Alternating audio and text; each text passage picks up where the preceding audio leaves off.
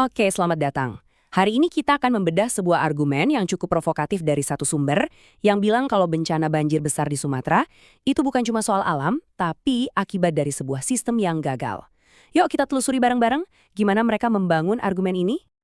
Sumber ini langsung membuka dengan dampak yang paling menyakitkan. Manusianya. Angka ini lebih dari 600 jiwa. Ini bukan sekedar statistik loh. Ini adalah skala tragedi yang jadi titik awal dari seluruh analisis yang akan kita bahas. Dengan kalimat pembuka yang kuat banget ini, sumber tersebut langsung menetapkan nuansa yang serius. Sumatera menangis. Jadi ini bukan cuma laporan biasa, tapi lebih kayak sebuah seruan keprihatinan yang mendalam banget atas apa yang terjadi. Nah, untuk memahami alur pikir mereka, kita akan mulai dari tragedinya dulu, terus kita selami klaim soal penyebabnya, kritik terhadap respons yang ada, kerangka teologis yang ditawarkan, sampai solusi final yang mereka usulkan.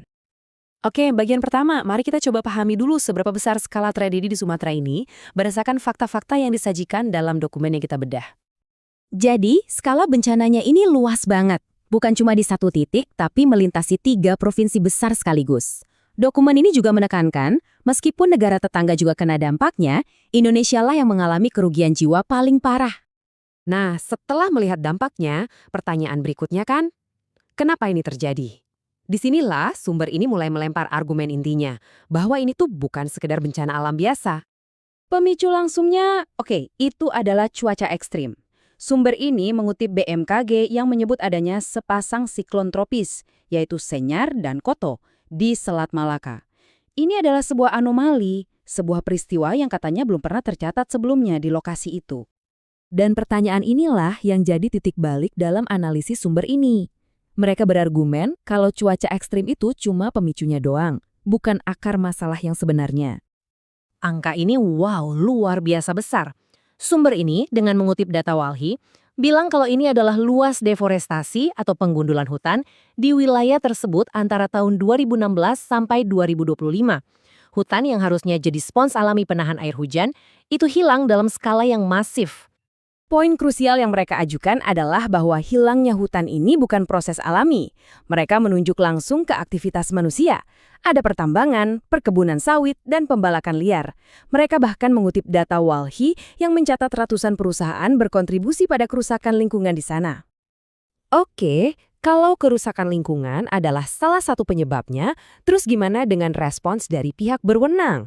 Nah, di bagian ini, kita akan lihat kritik tajam dari sumber tersebut soal penanganan krisis ini.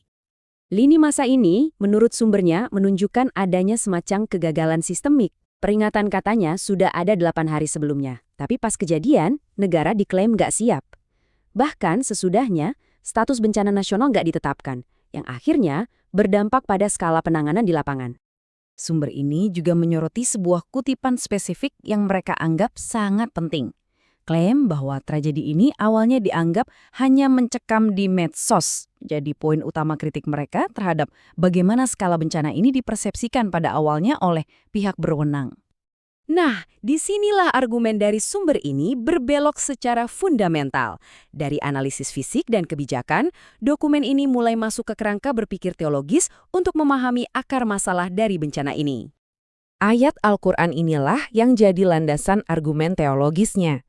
Sumber ini memakainya untuk menyatakan bahwa kerusakan di darat dan laut yang diistilahkan sebagai fasad itu akibat langsung dari perbuatan manusia. Dalam konteks ini, mereka menafsirkannya sebagai kebijakan yang salah dan bencana adalah cara Tuhan untuk mengingatkan. Untuk bisa memahami ayat tadi, sumber ini memperkenalkan kita pada konsep muhasabah. Ini bukan sekedar kesabaran yang pasif ya, melainkan sebuah panggilan untuk introspeksi kolektif. Semacam ajakan untuk bertanya, kebijakan apa ya, perbuatan apa yang udah kita lakuin sampai menyebabkan kerusakan ini? Berdasarkan kerangka teologis tadi, sekarang kita masuk ke inti solusi yang ditawarkan oleh sumber ini. Sebuah sistem tata kelola sumber daya dan negara yang sama sekali berbeda. Di sini, sumber ini mengkontraskan dua model. Di satu sisi, ada sistem saat ini yang mereka sebut berbasis kepemilikan swasta dan profit. Di sisi lain, ada kerangka Islam yang mereka usulkan, di mana sumber daya alam kayak hutan itu adalah milik umum, dikelola negara, murni untuk kesejahteraan rakyat. Argumen soal kepemilikan umum ini didasarkan pada hadis ini. Sumber tersebut menafsirkannya sebagai dasar hukum bahwa sumber daya alam yang esensial itu nggak boleh dimiliki individu atau korporasi, tapi harus jadi milik bersama seluruh umat. Jadi, dalam model yang diusulkan sumber ini, peran negara itu jadi sangat sentral dan proaktif. Negara bukan lagi sekedar pemberi izin, tapi pengelola langsung yang bertanggung jawab menjaga kelestarian lingkungan dan keselamatan warganya dengan landasan prinsip-prinsip keagamaan. Akhirnya, kita sampai pada kesimpulan dari sumber ini, di mana semua argumen yang tadi kita bahas mengerucut jadi sebuah seruan akhir untuk perubahan yang fundamental. Inilah kesimpulan akhirnya. Secara lugas dan tanpa basa-basi, sumber ini menyatakan bahwa akar masalahnya adalah sistem yang mereka sebut kapitalistik, dan solusinya adalah mengganti sistem itu sepenuhnya dengan sistem yang berdasarkan syariah Islam. Sumber ini menutup paparannya dengan sebuah anekdot yang kuat dari Khalifah Umar bin Al-Khattab. Ini dipakai untuk menggambarkan standar tanggung jawab seorang pemimpin yang paling tinggi, di mana bahkan nasib seekor unta pun jadi pertanggungjawaban di hadapan Tuhan. Inilah cerminan ideal kepemimpinan yang mereka usulkan. Argumen dari sumber ini benar-benar memaksa kita untuk berpikir ya, saat bencana terjadi, di mana kita harus menarik garis antara takdir alam dan tanggung jawab manusia.